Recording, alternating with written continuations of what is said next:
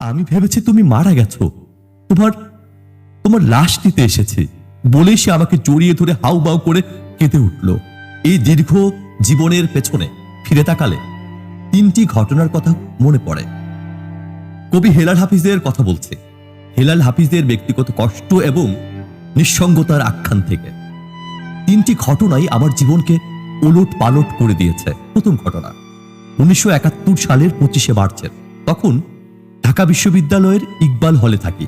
ওই দিন সন্ধ্যায় নিউ মার্কেটের দিকে আড্ডা দিয়ে রাতে হলে ফিরেছে। ক্যান্টিন বন্ধ। খেতে গেলাম একটা রেস্টুরেন্টে।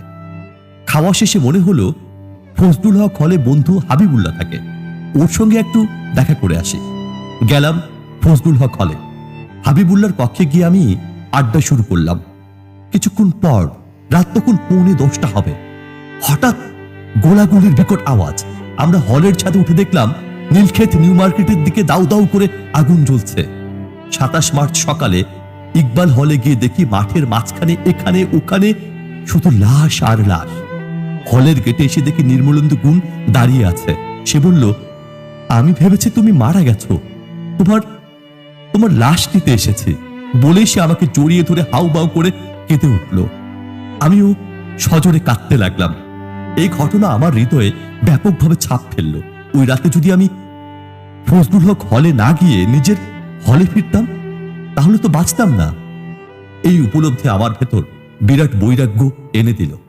এক ধরনের সন্ন্যাস জীবনযাপন শুরু করলাম আমি। এর পরের ঘটনা 73 সালের জুনের। 19 জুন আমার পিতার মৃত্যু হলো। 3 বছর বয়সে মা মারা যাওয়ার পর আব্বাই ছিলেন আমার সবকিছু। তার মৃত্যু প্রবলভাবে ধাক্কা দিল আমাকে। মনে হলো জগৎ সংসার তুচ্ছ, সব অর্থহীন। আমার বৈরাগ্য আরো প্রগাঢ় হলো। আব্বার মৃত্যুর মাসখানেক পরই ঘটল তৃতীয় ঘটনা। ঘটনা ঘটালেন হেলেন, আমার প্রেমিকা। হেলেন হঠাৎ ডেকে বলল, কবি, তোমার সঙ্গে আমার জরুরি কথা আছে। আমরা গিয়ে বসলাম ঢাকা বিশ্ববিদ্যালয়ের লাইব্রেরির সামনে। সে বলল, আমি বিয়ে করতে যাচ্ছি। বাবা মা আমার বিয়ে ঠিক করেছে।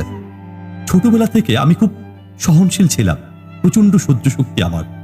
তাই ভেতরের ঝড় বুঝতে দিলাম না হেলেনকে। ওটাই হেলেনের সঙ্গে আমার শেষ দেখা ও শেষ কথা।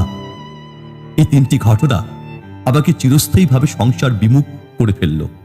আমার আর ঘর হলো না, সংসার হলো না, অর্থকরী হলো না, প্রতিষ্ঠা হলো না। হেলাল হাফিজের কথা এগুলো। ওপারে ভালো থাকবেন কবি। বিদায়।